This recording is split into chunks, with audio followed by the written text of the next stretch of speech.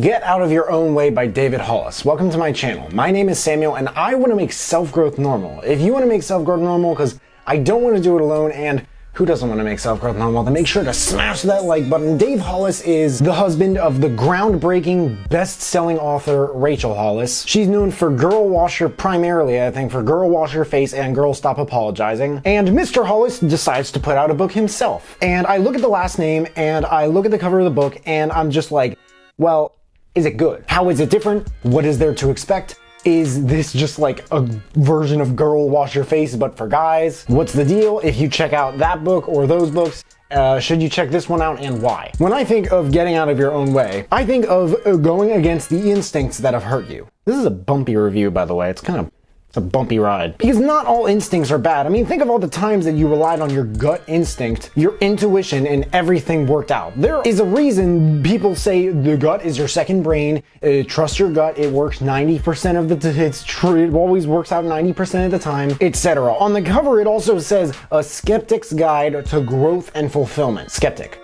It's a weird word to see on the front of a book title. Is this book just like for Girl Wash Your Face but for skeptics? I don't know why I keep bringing up Girl Wash Your Face. Probably because of what I just mentioned. So what gives? The possibility of underutilizing your potential can be incredible leverage. So can obvious truth. And this is something the author throughout the book revisits repeatedly. So in this review, I'm gonna go over each lie. Yes, just like Girl Wash Your Face, there is a series of lies, 19 lies that this guy told himself for years, and he tells us about each one and at least what worked for him. I will note a good amount of the differences and similarities between this book and Girl Wash Your Face, / Girl Apologizing. I'll drop observations and commentary in between. You'll find in my notes, and by notes I guess I mean script, all of these videos are pretty much scripted out, that I found myself enjoying the book a little bit less the further I got into it. So I'll talk a little about that and why. I will also go over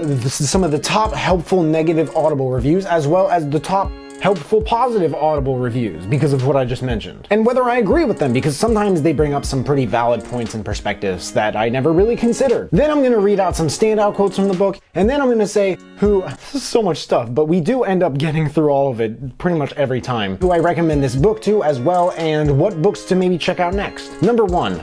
My work is who I am. Right off the bat, I can tell why this book is for skeptics. Number 2. What works or worked is what will work.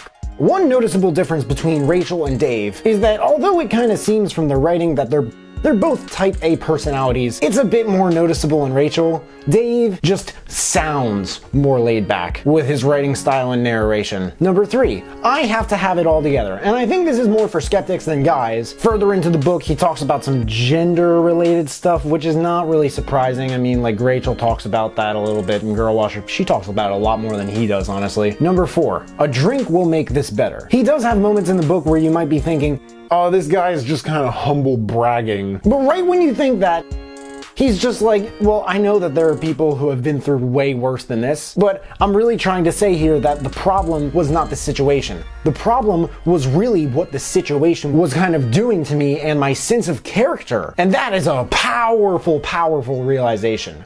Number, what is it, 6? No, it's 5. I did wrong, so I am wrong. See, I'm not wrong just because I messed up which number it was. For more on this, not the numbers, but the I did wrong, so I am wrong, check out probably anything by Brené Brown. This dude and his wife are huge fans of Brené Brown. But I can't blame them. I mean, come on guys, it's Brené Brown. Who isn't a huge fan of Brené Brown? Number 6, the real number 6, the OG number 6.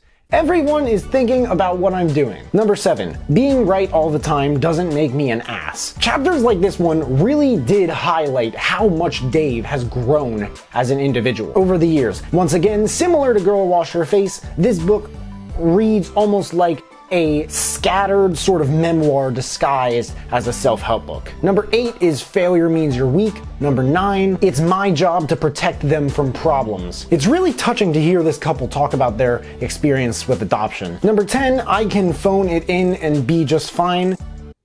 This chapter is where I started to kind of question my feelings for the book. Number 11 is if she doesn't love me, I'm not lovable. I'm not sure if that was the writing or the narration, but that should be saying a lot because I'm not one to fling poop at audiobook narration. Number 12 is real men don't show emotion. I can't help but think that like in some ways this book is sort of a rehash. I don't really like using that word because there is a stigma with lots of new popular self-help books being rehashes of older ones. If you've been watching my reviews for the past maybe month or so, I've reviewed some pretty big books that seem to have attracted that perception. Number 13 is I know what she needs. If this isn't a rehash, what Dave does for guys, or maybe skeptics to my estimation, I mean, there could be a lot I don't know here. Maybe my expectations could have been a little bit different, but what this book can do for guys, or maybe even skeptics, for some reason, I just don't think he does as much for that as Rachel does for girls with Girl Wash Your Face. For girls, despite how much he had to really dive into himself to put this book together. I mean, there's an interview with Rachel at the end of the audiobook where he talks a little bit about that. Number 14 is my role in this relationship is constant. Number 15 is if they don't need me, they don't want me. Another huge difference between this book and Girl Wash Your Face is, without question, the intro. Both books have solid intros, and they both do really well sum up what the book is about. But the intro with Girl Wash Your Face is a lot better and more seamless with explaining exactly what to expect and what you can get out of the book. Number 16 is I know what you've been through. I do think that one of my favorite things about Girl Wash Your Face was some of the most controversial topics like adoption, body image, women's rights, privilege, etc. I feel like they're spoken of in a pretty well-rounded perspective. I think Dave's in this chapter is probably even more well-rounded. Number 17, things that are possible for other people aren't possible for me. The further I got into this book, the less I felt I got out of it. It has to mean something if I feel bad about not enjoying the book and talking about that in the review. Because there are books that I've reviewed where I am just shamelessly bashing it compared to this one. Number 18 is I need to parent like my parents, and number 19 is I can achieve balance if I work hard enough. How many books have talked about work-life balance? I don't know. What do negative reviews have to say, and do I agree? There were almost no one-star reviews. Just like an abnormally large majority of the people who reviewed this book really seemed to enjoy it. So as it turns out, there were almost no one-star reviews. But a 2-star review said that it's more of a how I became more self-aware and continued to be successful after being incredibly successful type of book. I just think that the book is more for beginners, but I am not entirely sure after finishing it. Another 2-star review, written by Amy, called it watered down and said, I don't know what it was, but I didn't relate to the book as much as I wish I would have. Let me tell you, Amy, I do agree. I did relate in the beginning to stuff where he talked about imposter syndrome and also stuff where he, admitted he was wrong and stopped being so stubborn about things. I did relate to that, but the bulk of the book is honestly, I think that I actually related more to Girl Wash Your Face than the stuff in this book. And that's coming from someone with trust issues who's been working on personal development for, 4 or 5 years now. Is that saying something? I mean, I feel really bad saying a lot of this because 1, Dave seems like such an awesome, developed, professional, self-aware, and personable guy. And 2, I'm kind of wondering, were my expectations initially kind of set by Rachel? I feel like I talked maybe a little bit more than I needed to about Girl Wash Your Face. It makes me wonder how I would have felt about this book if I checked this one out before any of hers. I think my problem with this book was more the narration than the writing, and I also think that if this book were about something else, maybe it's the nature of his delivery or his voice, but if the book were about something else, the narration definitely would have hit a little bit differently. I imagine that if I weren't such a strict Audible listener and I actually enjoy reading books and I bought the book, I'd probably enjoy it a lot more. My favorite part of the book was the ending. Not because it was the ending nearly as much as what he was talking about in it. Especially where he talks about negative visualization. It's something I've heard other books talk about before, but he speaks about it so honestly. And that's another thing that I really admire about the book.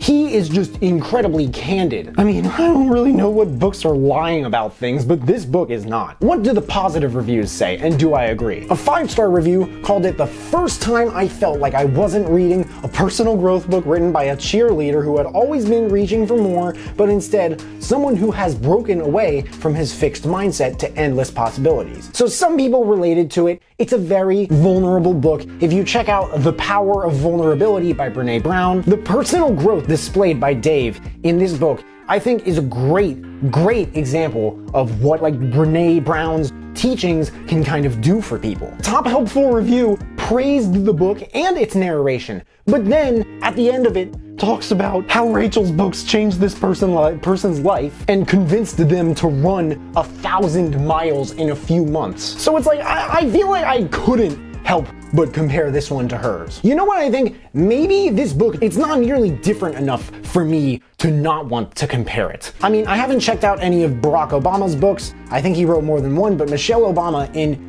Becoming did an amazing job. Elena Cardone, the wife of Grant Cardone, did an amazing job with Building, I forget what it's called, an Empire. Just a few examples that come to mind, but there is not that much of a, there's not that much of a unique factor in this book that seriously says, my spouse is incredible, and although maybe they're the one with most of the spotlight, I am absolutely interesting on my own and truly more than worth the attention for hours of your time. Quotes. The way you think may be leading you, rather than you leading the way you think. The only time anyone gets upset is when they're surprised by something. Direction 1. What vulnerability does for people who don't really include it in their philosophy is a really good reason, I'd argue, to check this book out, but I do recommend this book more for people who are a little bit skeptical about self-help, especially in the vulnerability, kind of like opening yourself up side of things. People who are skeptical about self-help books in general. I would also argue this book is not nearly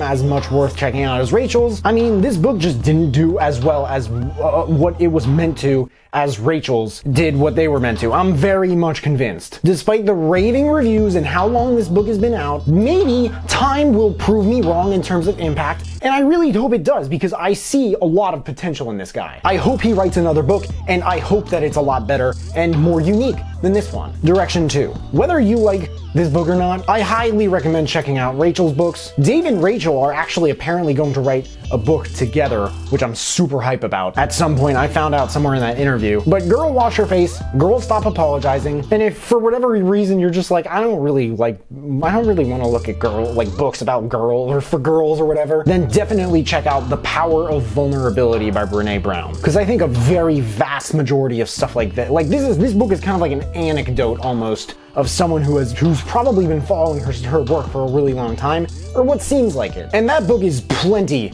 different from this one. Get Out of Your Own Way by Dave Hollis. There's a link in the description if you guys want to check it out and read the reviews. That and all the other books that I mentioned in this video if you want to check those out too. If there are any other books that you guys want me to check out and review, please let me know in the comments below. Also, hit me up on Instagram, and also let me know if you checked out this book and you liked it. But hey, make sure to smash that like button, subscribe if you haven't already, because I don't get why people watch all the way to this point in my reviews and they don't subscribe. But if you have subscribed and you want to turn it up just a notch and turn on that notification bell to receive a notification every time I drop a new video, that would mean the world to me. Thank you guys so much for watching. I really appreciate it. You can find me everywhere, and I will see you then.